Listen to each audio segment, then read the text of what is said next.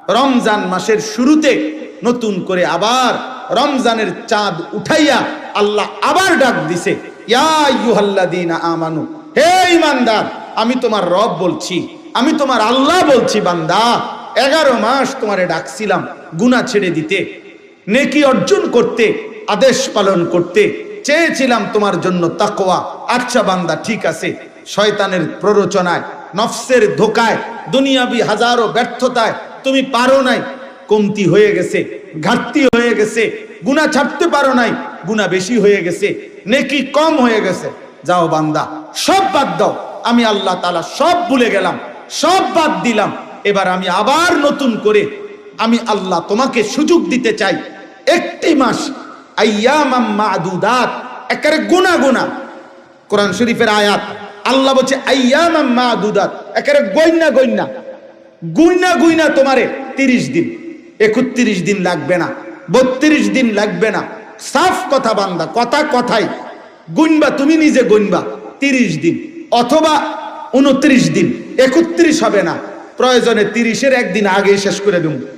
29 বা 30 দিনে গোনা এই একটি মাস তুমি, আবারও বলছি, 11 মাসের ভুল ভ্রান্তি ছেড়ে দিয়ে নতুন করে ঘুরে দাঁড়িয়ে তুমি পিছনের সব ভুলে একটি মাস মাত্র গুনে গুনে গুনাহ বর্জন করো, আমি আল্লাহর ইবাদত করো, 5 ওয়াক্ত নামাজ পড়ো, গুনাহ ত্যাগ করো, হারাম ত্যাগ করো, দিল জবান চলাফেরা আচরণ উচ্চারণের হেফাজত করো, রোজা পালন করো, সুবহে সাদিক থেকে সন্ধ্যা পর্যন্ত যাবতীয় খাদ্য পানীয় স্বামী স্ত্রীর বৈধ মিলামেশা থেকে বিরত থাকো, সবগুলো গুনাহ ছেড়ে দাও, আমার জিকির, আমার তেলাওয়াত, ইফতার, সাহারি, তাহাজ্জুদ, তারাবি, ইতিকাফ, এই আমলের মধ্যে লেগে থাকো। আমি আল্লাহ ওয়াদা দিলাম, ঠিক 30 দিনের দিন বা 29 দিনের দিন আমি আল্লাহ আরেকবার চাঁদ উঠাবো। ওই নতুন চাঁদ উঠলে, ঈদের চাঁদ উঠলে তোমারে 30 দিনেই আমি মুত্তাকি বানাইয়া, গুনাহ থেকে মুক্ত করাইয়া 30 দিনের মাথায় জান্নাতের ফ্লাইট ধরায় দেব। 30 দিনে। হ্যাঁ, একটা কথা মনে রাখবেন, মহান আল্লাহ পাক রব্বুল আলামিন একটা মূল নীতি মনে রাখতে হবে প্রত্যেককে, সেটা হলো আল্লাহ পাক বান্দার প্রতি মালিকের মূল ইচ্ছাটা কি? মূল ইচ্ছাটা হলো আল্লাহ বান্দাকে মাফ করতে চায়। কি করতে চায়? জান্নাত দিতে চায়। আমি একটা সুন্দর উদাহরণ বলি, মাজার সাহেব, ওই এটা কইলেও নাম নো একটা দলিল পাইয়া লইবেন। আচ্ছা যাক, কিছুদিন আগে একজন লোক আসছে, উনি আমার কাছে অনেক দিন ধরে একটা মাহফিল চায়। তা আমি আচ্ছা আইয়েন না, যান না, আচ্ছা দিমু আর কি, রাখেন না, এমনি এমনি বলছি অনেকবার। তো এই কিছুদিন আগে লোকটা আইসা আমার বলতেছে, হুজুর আপনার লাগে আমার একটা কথাকে পরিষ্কার করেন, আজকে আমি মাহফিলের লেগে আইসি না, একটা কথা ক্লিয়ার করতে আইসি, আসলে আপনি আমারে মাহফিল দিবেননি? হ্যাঁ, আপনি এটা কোন যে আসলে আপনি আমারে মাহফিল দিবেননি, এটা হইলো মেইন কথা। আপনি যদি দিতেন না, এটা মূল কথা হয়। হুদা আমি বলছি, আপনি আমার আগে ক্লিয়ার কোন দিবেন কিনা। হ্যাঁ, দিলে ঘুরাইেন না, সোজা কথা। তখন আমি বুঝছি না, এরপরে তার কথা থাকে না। এই বেচারা তাকে জাগাত আর দিছে। পরে বললাম, না ভাই যান, দিমু অক্ষণে দিমু, জানাম না। তো এই জন্য বললাম কথার কথায়। তো আমরাও যদি আল্লাহকে জিজ্ঞেস করি, মাওলা আসলে সাফ কোন, আপনি আমারে আসলে মাফ করবেননি, আপনি পরিষ্কার বলেন, আপনি কি আসলে আমারে জাহান্নাম দিতে চান না জান্নাত দিতে চান? তো আল্লাহ তাআলা বলবে, বান্দা বিশ্বাস কর, বান্দা সবে বরাত দিছিলাম তোরে জান্নাত দেওয়ার জন্য, সবে কদর দিছিলাম তোকে জান্নাত দেওয়ার জন্য, পুরাটা রমজান মাস দিছিলাম তোকে জান্নাত দেওয়ার জন্য, প্রতিটা জুমার রাত দিছি আমি জান্নাত দেওয়ার জন্য, আরাফাতের ময়দান আমি দিছি জান্নাত দেওয়ার জন্য, হজ্জের ইবাদত দিছি জান্নাত দেওয়ার জন্য, একটা একটা সেজদা দিছি আমি আল্লাহ জান্নাত দেওয়ার জন্য। আমি শত শত আইটেমে, হাজার হাজার আইটেমে বান্দা চেয়েছি তোকে জান্নাত দিতে, জান্নাত দিতে, মাফ করতে। আমি আর কি করব বান্দা, তুই বল। তবু তুমি কি জান্নাত নিবা না বান্দা? ফাবিআইয়ি হাদিসিন বাদাহু ইউমিনুন, আল্লাহ বলে, বলো না বান্দা, আমি আর কেমনে বললে, কত বললে তুমি আমার কথা মেনে নিবা? আমি আর কয়বার বলতাম, আমি আর কত ভাবে বলতাম, কুল ইয়া ইবাদিয়াল্লাযীনা আসরাফু আলা আনফুসিহিম লা তাকনাতু মির রাহমাতিল্লাহ। আল্লাহ বলে, বন্ধু আপনি আমার বান্দাদেরকে ডাক দিয়ে বলেন, গুনাহ যদি জীবনটা ভর 60 বছর যদি 60 বছর ঘন্টা গণেন, 60 বছর যদি মিনিট গণেন, 60 বছরের যদি সেকেন্ড গণেন, তাইলে সেকেন্ড যত গুনাহ তত, মুহূর্ত যত গুনাহ তত। আল্লাহ বলে, বন্ধু যদি গুনাহ তার এই পরিমাণ হয় যে 60 বছর হিসাব করিলে যত ঘন্টা, যত মিনিট, যত সেকেন্ড, তো গুনার পরিমাণ 1 সেকেন্ডও নেকি নাই গুনাহ, আপাদমস্তক গুনাহ। 60 বছর পুরাটা গুনায় গুনায় সমান সমান, গুনায় গুনায় ভরপুর, গুনায় গুনায় ডুবন্ত, গুনায় গুনায় পূর্ণ। আমার এমন বান্দাকেও বলেন চোখের 1 ফোঁটা পানি ফেলে পিছনের গুনাহ ছেড়ে দিয়ে আজকে এখন বলেন আমি আল্লাহকে ডাক দিতে, আমি আল্লাহ আপনার জবান দিয়ে শুনায়া দেন, আমি তৎক্ষণাৎ 60 বছরের পূর্ণ গুনাহ, 90 বছরের পূর্ণ গুনাহ একসাথে মাফ করে দেব। মাফ, সাপ মাফ। তা আমি আর কি করতাম? আমি তো চাচ্ছি মাফ করে দিতে। এজন্য এই কথা মনে রাখতে হবে, আল্লাহ মূলত চায় কি করতে? বলেন না, মাফ করতে। আল্লাহ মূলত চায় জান্নাত দিতে। বলেন, আল্লাহ মূলত চায় কি করতে? মাফ করতে। আল্লাহ মূলত চায় কি দিতে? জান্নাত দিতে। এটা হলো মূলনীতি। মূলনীতি, নাব্বি ইবাদি আন্নী আনাল গফুরুর রহিম ওয়া আন্না আযাবি হুয়াল আযাবুল আলীম। আল্লাহ বলে, বন্ধু আমার বান্দাদেরকে বলে দেন আমি আল্লাহ প্রচন্ড ক্ষমাশীল, দয়াবান। আর এটাও বলে দেন আমার আযাব অনেক কঠিন। আমি ক্ষমাশীল, আমি রহমওয়ালা, আমি ক্ষমাশীল। বাকি এটাও বলেন আমার আযাব কিন্তু ভয়ঙ্কর। তবে তাফসীরের মধ্যে লিখছে, মুফাসসিরিনে কেরাম বলছে, মনে রাখেন এক বাবা তার বাচ্চার উপরে রাগ করছে, রাগ করে বলতেছে রাগ, এখন লাঠি নিতে আসি, তুই খারায় না, আমি আইতে আসি। এখান থেকে লাঠি নিয়ে আসতে আসতে বাচ্চাটা ব্যয় করে কাইন্দা দিছে, মাফ করে দেন বলছে। তো লাঠি নিয়া আলগার থেকে মারবে, এটা তো লাঠি নিতে হবে, তারপরে মারতে হবে। আর মাফ করাটা, মাগফিরাতটা, ক্ষমাটা তো কলজার ভিতরেই আছে। লাঠি নেওয়ার আগেই আল্লাহ চাইলে লাঠি নিয়া তো মারমু, কিন্তু রহমত মাগফিরাত তো আমার সত্তার মধ্যে, আমি তো মাগফিরাতের সত্তা আমার ভিতরে, আমি তার আগেই, লাঠি নেওয়ার আগেই চাইলে মাফ করে দিতে পারি। এই জন্য আল্লাহর রহমত আগে, আল্লাহর মাগফিরাত আগে, আল্লাহর রাগের উপরে। সাবাকাত রাহমাতি আলা গাদাবি। এই জন্য চলেন, নিয়ত করেন, নিয়ত করেন, নিয়ত করেন মাহে রমজানের কদর করবো ইনশাআল্লাহ। রমজান আল্লাহ তাআলা, আল্লাহ পাক রব্বুল আলামিন রমজানকে আলাদা স্পেশালি বানাইছেন। আল্লাহ যেন বলছে এই পৃথিবীরই একটা মাস, এখানেই আলো উঠবে, সূর্য উঠবে, রাত দেখতে একই রকম, দিন দেখতে একই রকম, রমজানের সূর্য একই রকম, রমজানের চাঁদ একই রকম, রমজানের কিন্তু বান্দা দাম কিন্তু ভিন্ন রকম। প্রতি ঘন্টা, মিনিট, সেকেন্ড স্বর্ণের দামে না, রৌপ্যের দামে না, মণি মুক্তার দামে না, তামাম জমিন ও আসমানের দামে না, বরং আল্লাহ আমি আমার শান মোতাবেক দামে বান্দা তোমারে রমজান দেব। কোন দাম দস্তুর হিসাব তুমি মিলাই থাকতাম। এজন্য আমার শায়েখ আল্লামা মুফতি মুশতাকুন নবী কাসিমি হুজুর সবসময় এটা বলে, রমজান মাসে বান্দা যখন একটি সেজদা দেয় তো আল্লাহ যেন বলে, প্রথম ঘোষণা তো আছেই, ফেরেশতা সেজদা দিবে একটা, তুমি লিখবা 70টা। কয়টা? 70টা। না না, 70টা না। প্রথম তো সিদ্ধান্ত এটা 70, কিন্তু একবার আগে ফেরেশতা মহান আল্লাহ পাকের দিকে তাকিয়ে যেন জিজ্ঞেস করে, আল্লাহ আপনার বান্দার রমজানের এই সেজদাটার নেকি 70 লিখবো কিনা। আল্লাহ পাক যেন বলে, আচ্ছা রাখো, আমি আগে ওর একটু দেখে লই, দেখি সেজদাটা কেমন হয়েছে, তার দিলটা কেমন, তার গুনাহমুক্ত হালাতটা কেমন, তার রমজানের কদরটা কেমন। আল্লাহ তাকাইয়া যেন বলে, না 700 লেখো, 7000 লেখো, 7 লাখ লেখো, 7 কোটি লেখো, 70 কোটি লেখো। এইভাবে আল্লাহ তাআলা নেকি বাড়াইতে থাকে। কখনো কখনো আল্লাহ বলে, ফেরেশতা তুমি লিখো না, আমি আল্লাহ নিজে লিখব, সাআক্তুব, আমি। রমজান অনেক দামে কেনা। মালিক যেন বলে বান্দা আমি অনেক দেব, অনেক দেব, অনেক দেব, কারণ ওই যে সিদ্ধান্ত আমার, আমি তো তোমারে জান্নাত দিতে চাই, আমি তো তোমারে জান্নাত দিতে চাই, আমি তো তোমারে জান্নাত দিতে চাই। আমি একবার একটা উর্দু কিতাবে পড়ছিলাম, উর্দু কিতাবে ইউনুস আলাইহিস সালাম আল্লাহকে বলছিলেন যে আল্লাহ আমার জাতি আর ঈমান আনবে না, আপনি তা করে ধ্বংস করে দেন। তখন আল্লাহ তাআলা বলছিলেন ইউনুস, ওই যে একটা লোক মাটির পাতিল, তুমি তার কাছে কুদ্দুর যাও, গিয়া তারে বলো যে আপনার হাতে বানানো একটা মাটির পাতিল, আপনি এটা ভাঙ্গা ফেলেন, ভাঙ্গালাম হাতের বানানো মাটির পাতিল।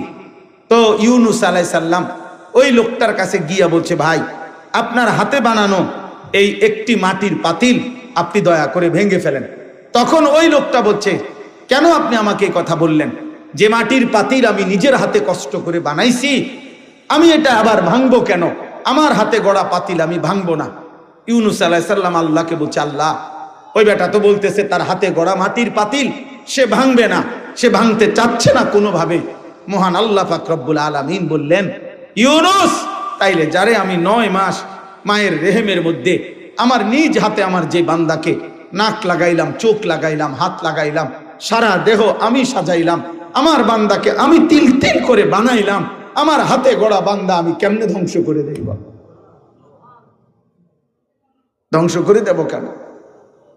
আমি তো অপেক্ষায় আছি সে যদি কোনোদিন রাত গভীরে মাফ চায়, সে যদি কোনোদিন ফিরে আসে, সে যদি কোনোদিন রাত গভীরে আসে। ইন আতাইতানি লাইলান আতাইতুকা লাইলা, ইন আতাইতানি নাহারান আতাইতুকা নাহারা। বাহ, মালিক বলে বান্দা তুমি যদি রাত গভীরে গুনাহ নিয়ে আসো, আমি রাত গভীরেই মাগফিরাত নিয়ে আসবো। তুমি দিনে আসলে আমি দিনে আসব, তুমি আসবে যখন আমি আসবো তখন। সুবহান, এমন মালিক কই পাবে? হায় যুবক, কারে দেখলাম বা এই মোবাইলের নর্তকী দেখা কি সুখ পাইলা, বেঈমানের মতো চুল রাইখা কি ইজ্জত পাইলা। কোন বেঈমান কোনোদিন তো তোমারে দেখতেও আসবে না, ধন্যবাদ জানাইতেও আসবে।